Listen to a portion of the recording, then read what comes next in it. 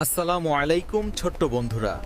আজ আমরা দেখব ছোট্ট আহমেদ তার দয়ার মাধ্যমে কিভাবে আল্লাহকে খুশি করলো। এটা হলো আহমেদ।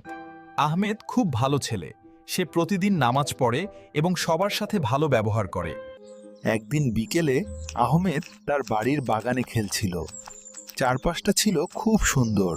হঠাৎ সে দেখল ঝোপের আড়ালে একটি ছোট্ট বিড়াল ছানা বসে আছে। বিড়ালটি খুব তৃষ্ণার্ত মনে হচ্ছিল। আহমেদ বুঝতে পারল গরমে বিড়ালটির খুব পানি পিপাসা পেয়েছে। তার খুব মায়া হলো। সে দৌড়ে ঘরে গেল এবং একটি বাটিতে করে বিড়ালটির জন্য ঠান্ডা পানি নিয়ে এলো। এবং বিড়ালটিকে পানি খেতে দিল। আলহামদুলিল্লাহ। আমাদের নবী বলেছেন, সৃষ্টিজীবের প্রতি দয়া করলে আল্লাহ আমাদের প্রতি খুশি হন।